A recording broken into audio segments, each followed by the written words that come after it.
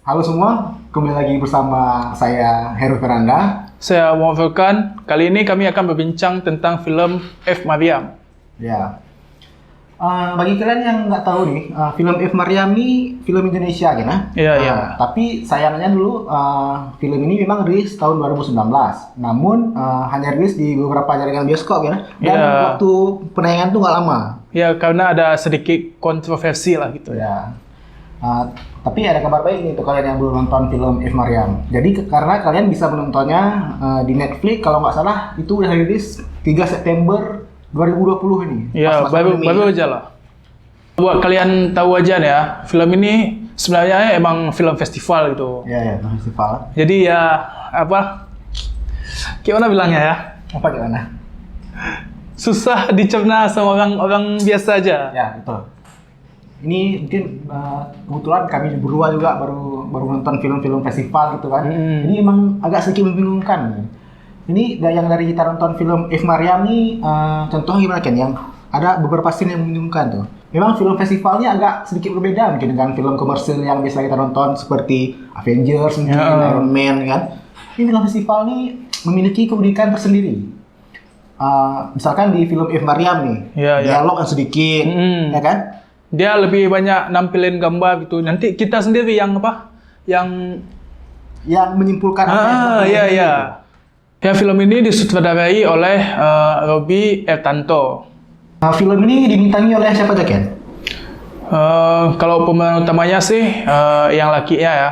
Itu pemeran utamanya itu Chico Jericho. Kalau yang pemeran utama wanitanya itu Maudy Kusnadi. Maudy Kusnadi. Kemudian ada Joko Anwar ya. Saudara Joko Anwar.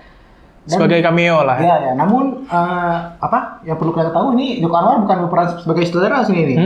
Karena dia di sini berperan sebagai Romo Martin dan Chico Jericho berperan sebagai Romo Yosef dan Maudy Kusnadi berperan sebagai Suster Maryam. Selain Suster Maryam dan Romo Yosef, film ini juga didukung oleh karakter-karakter seperti Suster Monik, Suster Dinda, Suster Dinda, dan banyak karakter lain lah itu. Nah, film ini menceritakan tentang seorang suster, suster yang terlibat skandal ya? Bukan skandal, lebih ke arah cinta terlarang itulah. Oh iya, oke. Bagi kalian yang belum tahu juga, dan juga pula kami yang belum tahu, rupanya ternyata seorang suster itu jika sudah mengabdi pada Tuhan, dia dilarang untuk menikah gitu kan? Itulah mungkin beberapa sebabnya ini bisa dikatakan sebuah cinta terlarang. Gitu. Film ini sendiri berlatar belakang di Semarang tahun 1980 ya. Jadi dalam ceritanya kan, Suster Maryam ini dia mengabdi kepada di sebuah gereja gitu. Jadi dia itu udah mulai mengasuh suster yang sudah tua usia dengan cara tadi ada scene yang dia memandikan Suster Monik Suster Monik, memberi obat Suster Monik, dan memasak tadi ya, memasak ada juga. Nah, namun nih kehidupan Suster Maryam yang biasa-biasa aja tuh kan, yang bisa merawat suster lain, kemudian berubah nih ketika Romo Martin datang ke asrama susteran mereka yang kebetulan Romo Martin ini membawa seorang Romo yang ganteng lah gitu ya. Ganteng sih, karena kan yang peraninya Chico Jericho. Jadi Suster Maryam nih kan dia mulai jatuh cinta itu pada saat musik. Saat Romo Yosef mengajarkan musik, lebih ke arah orkestra gitu. Paduan suara gitu di gereja kan. Dan dari situlah mungkin mulai tumbuh rasa ketarikan akan Romo Yosef. Iya. Oh, dan ada adegan kan? Adegan apa ya? Adegan yang pas penyesalan. Bukan. Yang pas Romo Yosef mengajak Suster Maryam untuk keluar. Ada satu kata-kata atau kata-kata yang kalau bisa kita jadikan status Instagram atau apa gitu kan? Iya. Kira-kira masih ingat nggak apa quote-nya? Aduh, lupa pula. Apa? Aku ingat dong. Kalau nggak salah, Romo Yosef bilang gini, Suster, aku ingin mengajakmu mencari Hujan? mencari hujan di tengah kemarau. Iya. Itu kan puitis. Itu puitis enggak sih? Suster Maryam dan Romo Yosef nih semakin hari semakin dekat ya, udah sering Udah sering keluar ya, kan. udah sering jumpa. Di mana tadi ya? Di Sigel, ya, toko Sigel lah. Iya, di toko, Depan toko lah. depan toko. Udah saling kirim surat lewat anak-anak Ya. yang antar susu itu. Dua antar susu, lupa namanya sih. Lupa sama antar susu. Dan akhirnya percintaan mereka itu berpuncak di ulang tahun ke-40. Iya, ke-40. Suster Maryam ya. Saat ulang tahun Suster Maryam yang ke-40 ini, keduanya itu merayakan dengan cara pergi ke pantai gitu kan. Iya. Iya. Kayak liburan gitu lah. Ya, kayak liburan itulah. Terus? Dan disitulah puncak mungkin mungkin puncak dari klimaksnya lah. Kisah cinta kedua orang itu, di mana keduanya melakukan Hubungan terlarang ya, seperti layaknya yang kita tahu semua lah. Iya. Nah, setelah melakukan hubungan tuh kan keduanya merasa kayak kacau tuh kayak depresi apa gitu. Kan biasanya kan kalau orang baru itu kan, saya kan udah senang, lepas gitu kan. Ini karena mungkin karena terikat sama janji yang pertama tuh. Karena sadarkan dosa sendiri gitu. Jadi kayak menyesal. Depresi, tambah musiknya. Tambah dengan musik yang dibilang dark juga enggak, dibilang slow juga enggak. Kok musiknya pas lah gitu. Nah, tapi bagian endingnya gimana kan? Nah, ini bagian ending yang menarik nih. Karena kan kami berdua punya apa? Ending yang berbeda. Punya persepsi yang berbeda gitu untuk endingnya ya. Persepsi untuk ending yang berbeda. Coba. Menurut aku iya. Kalau menurut aku kan, di endingnya tuh setelah mereka berdua saling mengakui atas dosa mereka masing-masing, kan Suster Maryam pergi dari gereja tuh lah karena merasa malu atau apa mungkin kan. Dan begitu pula dengan Suster Romo kan. Pastilah Romo Yosef kan saling menyesal lah kan, dan mencoreng nama baik. Jadi mereka pergi ke kereta api yang mana di situ mereka berdua saling bertatapan gitu. Nah, dan disitulah setelah Suster Maryam melihat Romo Yosef di luar kereta, Suster Maryam ini pengen ketemu lah ya. Entah untuk yang terakhir gitu kan. Yang terakhir kali berjumpa mungkin atau apalah mungkin kan. Terus tiba-tiba Romo Yosef menghilang. Dan yang mana menurut aku nih ya, kayaknya nih kayaknya nih Romo Yosef nih indikasinya kayak mana? Indikasinya seperti mengakhiri hidupnya sendiri dengan cara menabrakkan diri ke kereta kan.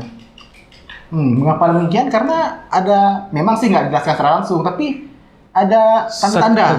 Ada scene-nya. Ada scene seolah-olah mengatakan bahwa bercak darah itu adalah punya milik Romo Yosef. Nah itu tadi endingnya menurut aku nih. Ini menurut lo kan? Kalau menurut aku sih kayak Romo Yosef bunuh diri nggak? Kan menurutnya bunuh diri nih kan? Hidupnya. Menurut lo gimana kan? Kayaknya sih nggak bisa dibilang juga sih, soalnya dia emang udah depresi jatuh kali gitu. Jatuh kali lah kan, dosa besar itu malu lah gitu kan. Cuma kalau emang bunuh diri di situ, di kereta tuh nggak mungkin. Jadi gimana juga nih? Kira Romo Yosef mungkin hidup di mana gitu nggak? Jadi Romo Yosef menurut lo nggak mati nih? Menurut aku nggak. Jadi dia lebih ke memilih taubat gitulah. Taubat. Kita mengasingkan diri itu melakukan hal-hal yang baik. Kan tadi itu menurut kami berdua nih. Kira-kira menurut kalian gimana nih nasib Romo Yosef yang sebenarnya? Mungkin kalau dari kalian ada yang tahu bisa komen di bawah lah, bisa saling diskusi kita. Bagi kalian yang nggak tahu juga nih, ada beberapa fakta menarik tentang film F. Maryam. Salah satu faktanya itu adalah film ini rupanya terpotong kan selama 12 menit. Makanya filmnya cuma 1 jam, berapa 12 menit gitu? Iya, sejam 12 menit itulah. Jadi kan kita kan sebagai film Indonesia kan kayaknya jarang kali ya. Iya, kok pendek kali kan. Kok bisa sejam? Minimal setidaknya 1 jam 30 menit lah kan. Iya. Nah, ya dan rupanya itu film F. Maryam ini terpotong dan itu udah dikonfirmasi langsung oleh sang sutradara. Bisa dibilang film F. Maryam ini salah satu yang film yang minim dialog ya. Bisa Iya, dibilang minim. sangat minim dialog. Nah, karena film ini minim dialog, jadi sinematografinya tuh bagus kan? Ya, Dan lebih emang nampak dia lebih mengutamakan apa? gestur aktor, gestur aktornya dan dibandingkan dialog langsung ya.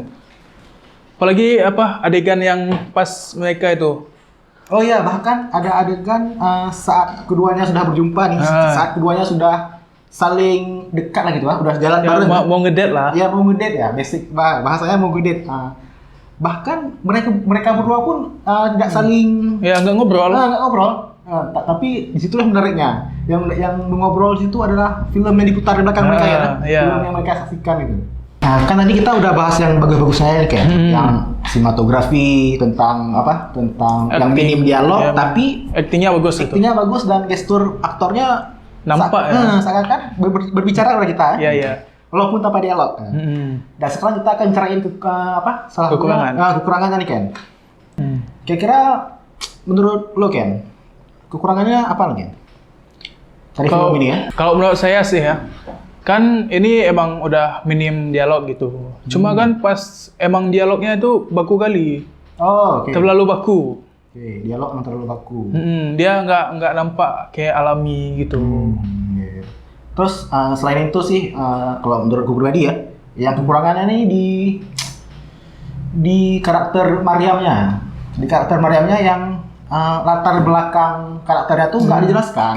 Tapi mungkin penjelasan karakter F. Maryam ini sudah termasuk di yang terpotong tadi Ken, mungkin. Di adegan yang dipotong yang nggak lu sensor tadi. Iya ya. Menurut ya beberapa situs yang kami baca, yang katanya itu F. Maryam ini berasal dari keluarga Muslim kan? Karena dianggap kontroversi ya, karena seorang suster berasal dari seorang keluarga Islam, jadi makanya dipotong. Tapi kami juga nggak tahu sih. Nah, terakhir nih. Terakhir apa? Menurut kamu berapa nilai untuk film nih? Menurut aku sih ratingnya ini mungkin karena aku baru nonton pertama kali film festival, apalagi film festival Indonesia, jadi aku terkejut gitu. Dan menurut aku ini bagus nih, film festivalnya bagus. Iya. Dan aku bakal kasih nilai 8/10 sih. Lo kan? Kalau aku sih, kalau secara keseluruhan kalau dari 1 sampai 10 itu 7,5 lah. Mungkin itu aja bincang film F. Maryam dari kami. Kalau kalian punya kritik dan saran, bisa tuliskan langsung di kolom komentar. Saya Heru. Saya Furkan. Sampai jumpa di video bincang film selanjutnya.